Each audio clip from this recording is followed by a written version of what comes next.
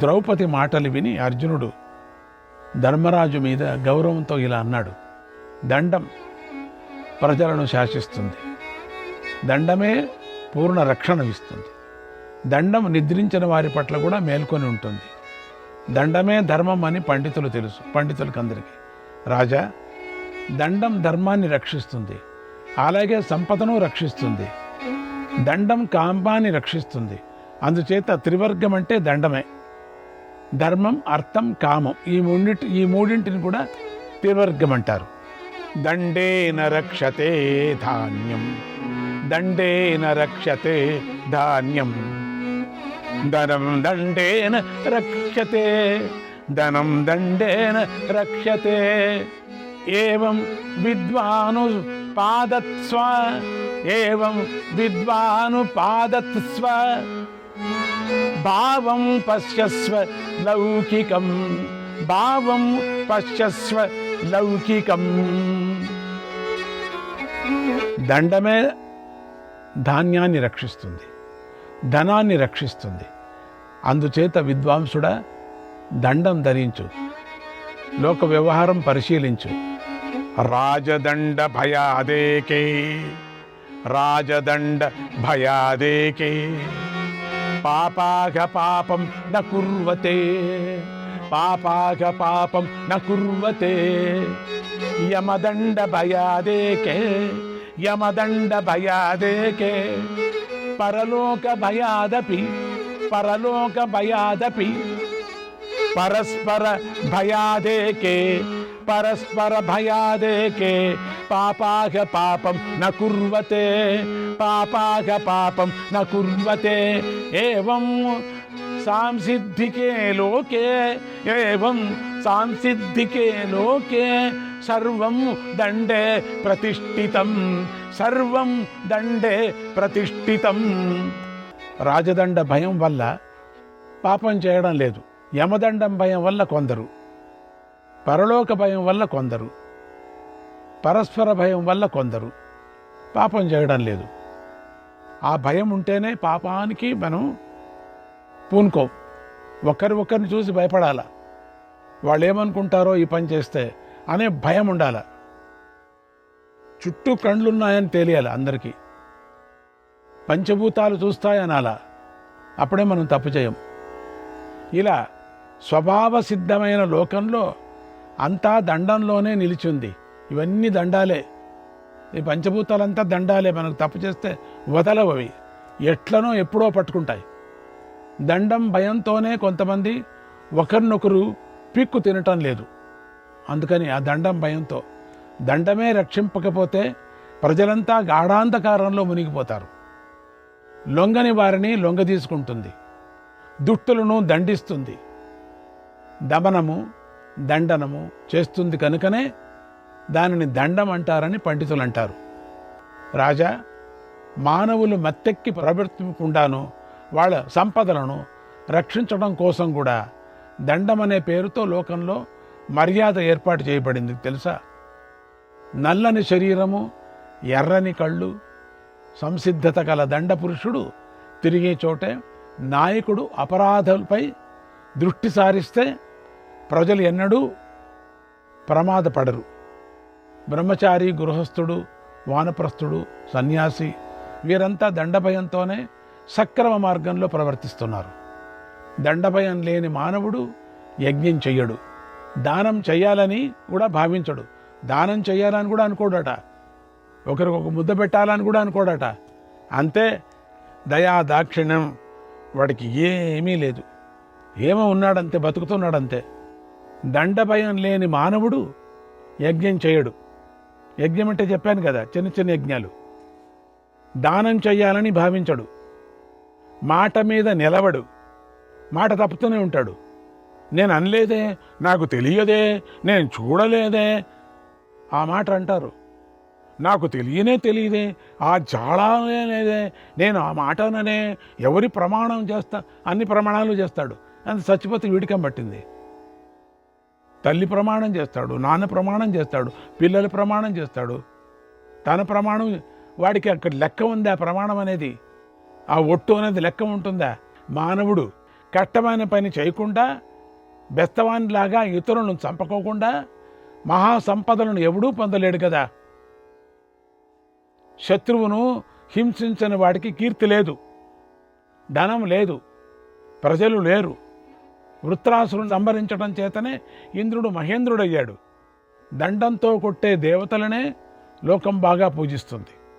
రుద్రుడు, కుమారస్వామి, ఇంద్రుడ, అగ్ని, వరుణుడు, యముడు, కాలుడు, వాయువు, మృత్యువు, కుబేరుడు, సూర్యుడు, వసువులు, మరుత్తులు, సాధ్యులు, విశ్వేదేవతలు వీరందరి ప్రతాపానికి భయపడి ప్రజలు వీరిని పూజిస్తున్నారు కదా.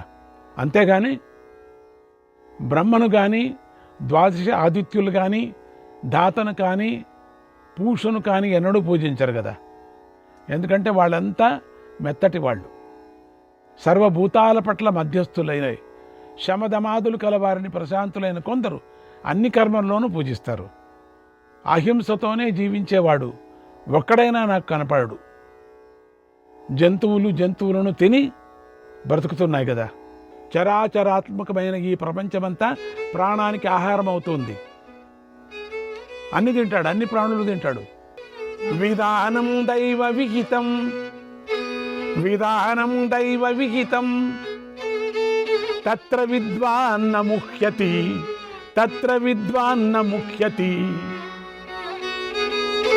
యథా సృష్టోసి రాజేంద్ర, యథా సృష్టోసి రాజేంద్ర, తథా భవితుమర్హసి, తథా భవితుమర్హసి. ఈ విధానమంతా దైవం ఏర్పరిచింది, ఏదో మనుషులు ఏర్పరిచింది కాదు. వివేకం గలవాడు ఈ విషయంలో పరబడడు. రాజా, దైవం నిన్ను ఎందుకు సృష్టించాడో అలాగే నీవు ప్రవర్తించాలి. నీకెందుకు సృష్టించాడు? ఇంత మంచి జన్మ ఇచ్చాడు.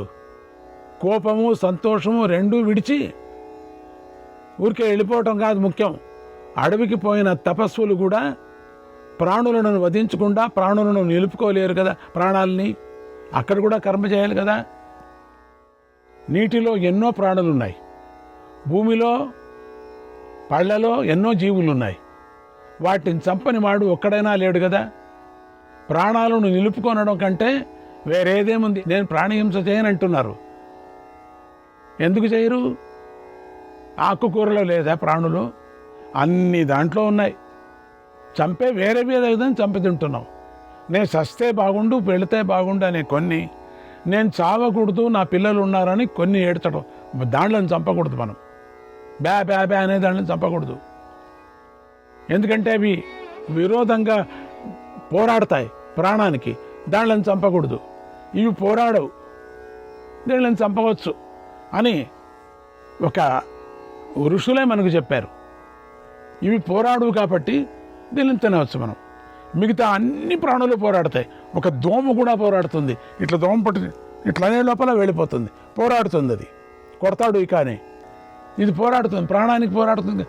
ఏది ప్రాణానికి పోరాడుతుందో ఆ దానిలను మనం చంపకూడదు. అదే ప్రాణహింస అనేది. ఏది ప్రాణకి పోరాడదో, దీంట్లో కూడా జీవులు ఉన్నాయి, కానీ ఈ జీవి ఉత్తమ జీవి లోపలికి వెళ్ళిపోతుంది. ఇది ఈ జీవి కాసేపుకి పోతుంది, ఇది చచ్చిపోతుంది ఈ జీవి. అందుకని దీన్ని ఉత్తమ గతిని పుట్టిస్తున్నాం దీనికి. దీంట్లో కూడా ఉన్నది జీవి. ఈ జీవిని తినే మనం ఈ జీవి బతుకుతున్నాం, ఒకరినొకరిని తినే బతుకుతున్నాం. ఇది ప్రపంచం యొక్క సృష్టి. ఇది అయ్యా, అక్కడ వెళ్ళినా కూడా నువ్వు తినాల్సి వస్తుంది, ప్రాణులు చంపుకోవాల్సి వస్తుంది. ఇది కేవలం ఆకుకూరతో నువ్వు బతకలేవు వరే అని చెప్తూ ఉన్నది ఇక్కడ. కొన్ని ప్రాణాలు చాలా సూక్ష్మ శరీరం కలవి, కొన్ని ఊహిస్తేనే తెలుస్తాయి, రెప్పపాటు మాత్రాన అవి చచ్చిపోతాయి. కొన్ని క్రోధము మాశ్చర్యము వదిలి గ్రామం విడిచినటువంటి మునులు కూడా అరణ్యంలో మోహవశులై కుటుంబ ధర్మానికి లోబడినట్లు కనిపిస్తుంది కదా. భూమి బద్దలు చేసి ఔషధి లతలను నరికివేసి చెట్లను పశుపక్షాదులను చంపి మానవులు యజ్ఞాలు చేస్తున్నారు కదా. వారు స్వర్గం పొందుతున్నారు కూడా. దండనీతిని అమలు చేస్తే సర్వ ప్రాణులు పనులు సమకూరుతూ ఉంటాయి కదా. ఇందులో నాకు సంశయం లేదు. దండచ్చేన్న భవే లోకే, దండశ్చేన్న భవేల్లోకే వినశ్యే యురిమాః ప్రజాః వినశ్యే యురిమాః ప్రజాః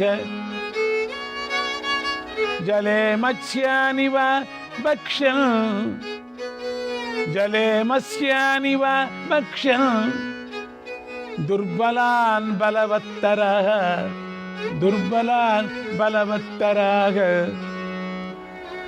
లోకంలో దండం లేకపోతే ఈ జనులంతా చనిపోయి ఉండేవారు కదా.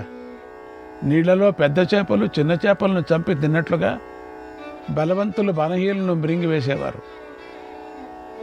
బ్రహ్మపూర్వం చెప్పినదే సత్యమే. చక్కగా ప్రయోగించిన దండం ప్రజలను రక్షిస్తుంది. ఆరిపోయిన నిప్పులు కూడా ఊదితే దండానికి భయపడి మళ్ళీ మండుతుంది. మంచి చెడులను విభజించే దండమే లేకపోతే లోకమంతా అంధకారమే అయిపోతుంది. కొద్దిగా కూడా ఏమీ తెలియకుండా పోతుంది. మర్యాదలు హద్దులు లేని నాస్తికులు వేదనిందులకు కూడా దండం అనుభవించి వెంటనే మర్యాదలు పాటిస్తారు. లోకమంతా దండం వల్లనే నడుస్తుంది. దండభయం వల్ల కాకుండా సహజంగానే స్వచ్ఛంగా ప్రవర్తించేవాడు లేడు. దండభయం వల్లనే మానవుడు పాపాలు చేయకుండా ప్రవర్తిస్తాడు. చాతుర్వర్ణ్య ప్రమోదాయ చాతుర్వర్ణ్య ప్రమోదాయ సునీతి నయనాయ చ సునీతి నయనాయ చ దండో విదాత్ర విహితః ధర్మార్థో భువి రక్షితుం ధర్మార్థో భువి రక్షితుం.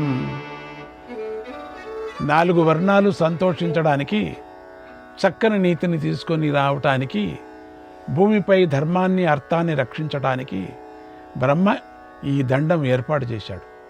దండం వల్ల భయపడకపోతే పక్షులు, క్రూర మృగాలు, పశువులను, మనుష్యులను యజ్ఞం కోసమైన హవిస్సులను తినేవి ఖండితంగా.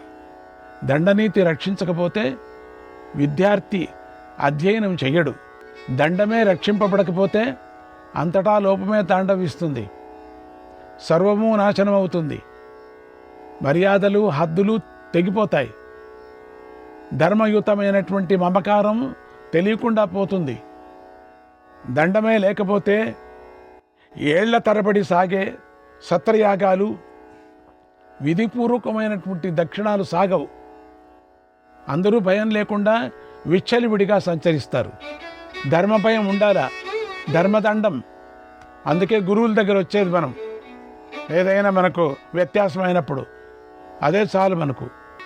చరేయుర్నాశ్రమే ధర్మం చరేయుర్నాశ్రమే ధర్మం యథోక్తం విధిమాశ్రితాక యథోక్తం విధిమాశ్రితాక న విద్యాం ప్రాప్నుయాత్ కస్యద్ యది దండో న పాలయేత్ యది దండో న పాలయేత్. దండమే లేకపోతే మానవులు ధర్మశాస్త్రం అనుసారంగా ఆశ్రమ ధర్మాలు పాటింపరు. ఏ ఒక్కడూ విద్యను అధ్యయనం చేయడు. దండమే లేకపోతే వంటలు, ఎద్దులు, గుర్రాలు, కంచరగాడిదలు, వాహనాలను కూడా లాగవు. దండమే లేకపోతే సేవకులు మాట వినరు. పిల్లలు కూడా ఎన్నడూ మాట వినిపించుకోరు. వయసులో ఉన్న యువతి యువకులు ధర్మం మీద నిలవరు. జనులంతా దండం మీదే నిలుస్తారు. దండం వల్లనే భయం ఏర్పడుతుందని పండితులు అంటారు. ఈ లోకము స్వర్గలోకం కూడా దండం మీదనే నిలిచి ఉన్నాయి. శత్రునాశకమైనటువంటి దండం చక్కగా అమలు పరిస్తే అక్కడ అసత్యం కానీ, పాపం కానీ, మోసం కానీ కనబడదు. దండమెత్తి నిలబడకపోతే కుక్క హవిస్సును నాకిపోతుంది. దండంతో రక్షించకపోతే కాకి పురోడాశాన్ని ఎత్తుకుపోతుంది. ఈ రాజ్యం ధర్మంతో లభించినా అధర్మంతో లభించినా శోకించకూడదు. భోగాలు అనుభవించు, యజ్ఞాలు చెయ్యి. శ్రీమంతులు పరిశుద్ధ వస్త్రాలు ధరించి ఫలదానాలు ఇస్తూ ఉత్తమమైనటువంటి అన్నం తింటూ సుఖంగా ధర్మం ఆచరిస్తున్నారు. పనులన్నీ ధనానికి వశమై ఉన్నాయి, సందేహం లేదు. ఈ పనులంతా ధనమే. ఈ ధనం దండానికి వశమై ఉంది. దండగౌరవం ఎంతటితో చూడు. లోకయాత్ర కోసమే ధర్మం ప్రవహించారు. అహింస, అసాధు హింస అనే వాటిలో ఏది చేయాలి అన్నప్పుడు ధర్మసూక్ష్మం పరిగ్రహించి నిర్ణయించాలి. ఆవులను పులి చంపుతున్నప్పుడు పులిని చంపడమే ధర్మం కదా. అందుచేత ఆర్తులను రక్షించడం మేలు. ఎక్కువగా గుణాలే కలిగినది, ఎక్కువగా గుణాలు లేనిది అయినటువంటి ఏ పని కనిపించదు కదా. అన్ని పనుల్లోనూ మంచి చెడు రెండూ కనిపిస్తాయి. ఈ విధంగా అంటే వ్యాకులమైనటువంటి లోకమంతా దండము చేత చక్కగా నలిగింది కదా. అందుచేత రాజా, ఆయా న్యాయాలతో ప్రాచీన ధర్మాన్ని చక్కగా ఆచరించు. యజ్ఞాలు చేయి, దానాలు చేయి, ప్రజలను రక్షించు, ధర్మం చక్కగా పాలించు, శత్రువులను సంహరించు, మిత్రులను రక్షించు. శత్రువులను చంపేటప్పుడు నీకు జాలి కలగకూడదు. నత్ర కిల్బిషం కించిత్, నత్ర కిల్బిషం కించిత్, కర్తుర్భవతి భారత, కర్తుర్భవతి భారత. పాపులైన శత్రువులను చంపినప్పుడు కర్తకు ఏమాత్రమూ పాపం కలగదు. ఆయుధం ధరించి తనను చంపటానికి వచ్చేవాడిని ఆయుధం ధరించి చంపేవాడు భ్రూణహత్య చేసినవాడు కాడు. ఆ కోపాన్ని ఈ కోపం పూర్తిగా మింగేస్తుంది. ప్రాణులన్నిటిలో ఉన్నటువంటి ఆత్మ చంపరానిది. ఆత్మయే చంపలేనిదైనప్పుడు ఎవడి చేత వద్దుడవుతాడు చెప్పండి. కనుక ఆత్మ చంపబడదు కదా. మానవుడు కొత్త ఇంట్లో ప్రవేశించినట్లు జీవుడు ఆయా శరీరాలను పొందుతూ ఉంటాడు. జీవుడు పాత శరీరాలను విడిచి కొత్త శరీరాలను పొందుతున్నాడు. తత్వం తెలిసిన వారు దీన్నే మృత్యు అంటున్నారు అన్నాడు అర్జునుడు. శ్రీకృష్ణాయ పరమాత్మనే నమః. 16వ అధ్యాయం. అర్జునుని మాటలు విని క్రోధము తేజస్సు గల భీముడు ధైర్యం తెచ్చుకొని ధర్మరాజుతో ఇలా అన్నాడు. రాజా, నీవు ధర్మాలు తెలిసిన వాడివి, నీకు తెలియనిది ఏదీ లేదు. నీ ప్రవర్తనను తెలుసుకుంటున్నాను, కానీ అలా ఆచరించలేకపోతున్నా.